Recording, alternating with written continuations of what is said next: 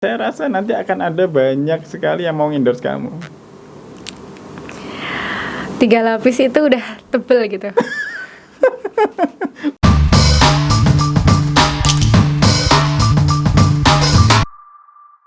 Assalamualaikum warahmatullahi wabarakatuh. Sahabat sekalian dimanapun Anda berada, jumpa lagi dengan saya Mas Irfan di channel Bukan Coach ID. Pada kesempatan yang penuh kebahagiaan kali ini, saya kedatangan bintang tamu yang cukup belia, calon juragan jilbabnya Kediri, Mbak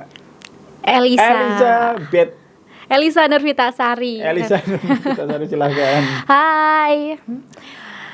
Udah. Loh, kok gitu aja? Iya, kan sudah diperkenalkan sama tadi sama Mas Irfan. Elisa aja ya. Elisa gitu biar enak, kan pakai Z tapi pakai S aja biar enak. Elisa, oke. Iya. Elisa Nur. Iya. Apa artinya? Elisa itu nggak tahu artinya. Elisa itu katanya artinya unik, Nur itu cahaya. Untung kamu nggak nyerempet ya. Maksudnya? Iya, dulu mantan saya hampir namanya mirip. Oke. Santai aja ya. Kita lagi di podcast Bukan Coach ID. Sudah pernah melihat beberapa podcast sebelumnya? Sudah Gimana subscribe juga. Bagus kok. Sangat memotivasi buat para milenial yang sedang lagi merintis bisnis. Iya. Seperti kamu calon juragan jilbab ya. Amin, amin. Kebetulan saya juga penggemar jilbab ya. Oh gitu. Untuk anak perempuan saya, untuk istri saya, ya. Kadang-kadang untuk hadiah, sekedar memberikan hadiah untuk adik saya juga cewek. Jadi jilbab itu bukan hal asing bagi saya. Gitu. Apalagi zaman sekarang ini semua rata-rata perempuan yang Islam itu pakai jilbab. Betul sekali. Baru lahir bayi ceprot itu sudah dipakein jilbab sekarang. Iya betul. Oke. Mbak Elisa, tak panggil Mbak aja ya. Iya. Oke. Calon juragan jilbabnya Kediri. Kenapa Anda memilih bisnis ini? Karena saya kan juga berjilbab, saya paham tentang jilbab kayak gitu. Oke. Saya paham dengan jilbab. Jadi saya jualan itu apa yang saya senengin. Yang saya paham juga sih. Sudah berapa lama jualan jilbab? Kurang lebih 1 tahun. Tadi kan bilang masih sekolah ya? Iya. Gara-gara pandemi nggak sekolah terus akhirnya jualan. Bukan nggak sekolah, tapi sekolahnya dari rumah. Kan banyak waktu luangnya. Jadi saya nyari kesibukan yang lebih biar nggak luang-luang amat gitu. Biar nggak luang-luang amat. Iya. Memang nggak ada kerjaan gitu dari tugas dari sekolah gitu? Ada sih, tapi kurang menantang. Maksudnya kurang sibuk gitu. Kurang menantang. Kamu sekolah di mana? SMA 8. SMA 8. Halo teman-teman yang sekolah di SMA 8 nih, teman kamu katanya tugas dari guru kurang menantang. Oh, tak bilangin sama guru BK kamu. Nggak, maksudnya itu kan kalau tugas kan bisa dicicil, maksudnya gimana ya? Bisa lah pokoknya dikerjain, kan masih banyak waktu luangnya. Biasanya kan kalau sekolah kan kayak full, sehari tuh full. Jadi jam 7 berangkat, pulangnya sekitar sampai rumah itu jam 4 sore. Jadi pas di rumahnya itu cuman tinggal waktu istirahat aja. Sedangkan kalau pas sekolah dari rumah kan jadi sekolah itu tugas bisa dikerjain sambil-sambil gitu loh. Oh gitu. Jadi terus motivasi kamu apa selain buat mengisi waktu luang gitu? Tadi omsetnya katanya sampai 40 jutaan ya kan? Itu gede banget loh buat anak SMA sosial kamu. Terus uangnya segitu banyak mau dipakai apa? Ini kan omset ditabung lah. Ditabung. Kan masih ada rencana-rencana banyak ke depannya. Apa? Kuliah? Kuliah iya. Pengennya abis ini kuliah di mana? Kan tahun terakhir nih SMA. Iya, udah keterima di Polinema. Alhamdulillah. Malang? Iya, tapi saya ambil yang kampus Kediri. Oh gitu. Luar biasa. Ini nih calon anak Polinema nih, smart banget ini ya. Kamu ngomongnya bisa cepet kayak gitu, latihannya di mana? Sebelumnya saya penyiar tamu Radio Bras. Oh, penyiar tamu Radio Bras. Waduh, ini luar biasa. Saya kedatangan bintang tamu ternyata penyiar radio. Ya wes, kamu jadi hostnya sekarang. Enggak, jangan. Oke, kita balik lagi ke bisnis ya. Oke. Apa motivasi kamu mengikuti program MBC ini?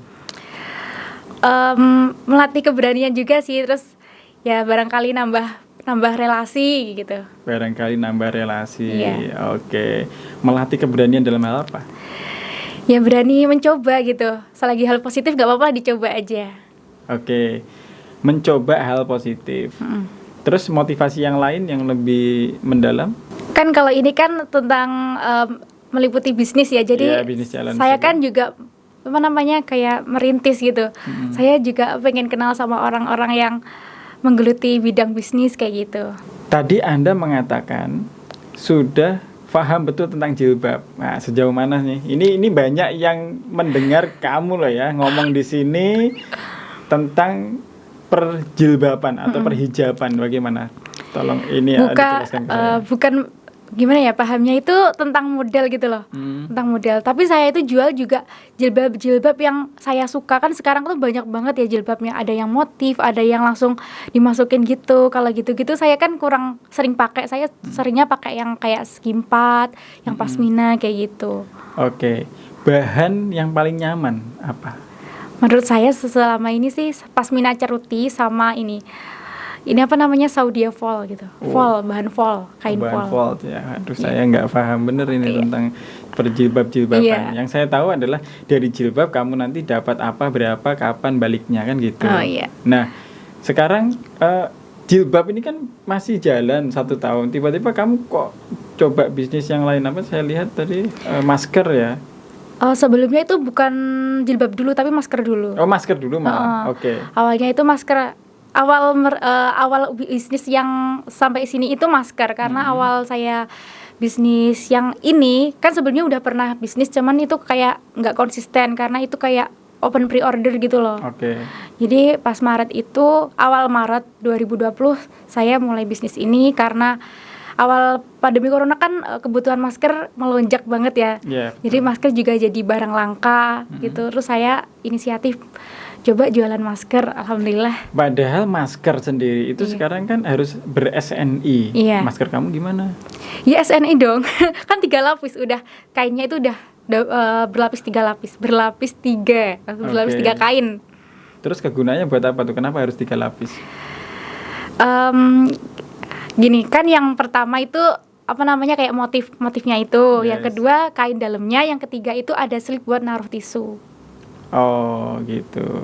Memang kayak gitu ya penjelasannya? Iya sih 3 lapis secara medisnya gitu. Oh ya. Yang penting kan ini tentang aspek product knowledge gitu loh. Kamu harus menjelaskan dengan baik dan benar. Ini dilihat orang seluruh Indonesia loh. Jadi kalau kamu bisa menjawab dengan baik, benar, tepat, nah ini saya rasa nanti akan ada banyak sekali yang mau endorse kamu. 3 lapis itu udah tebel gitu. Pokoknya tebel gitu ya. Ya nggak apa-apa nih. Ini kan namanya mengetes keberanian. Ini masih challenge tahap 1. Oke, nggak apa-apa. Nanti untuk kedepannya kamu pasti bisa beradaptasi lah ya. Iya, kan ada kan masker yang bahan tipis itu. Betul. Itu kan masih, kalau ada kuman-kuman atau virus masuk kan masih tembus. Oke, saya pengen nanya nih. Modal awal kemarin bisnis masker dan jilbab ini dari mana? Tabungan. Itu pas kalau masuk sekolah kan dikasih uang saku, itu disisihin. Oh gitu. Uang sakunya harian atau bulanan? Harian. Disisihin, kamu nggak jajan, terus kemudian dibuat modal usaha.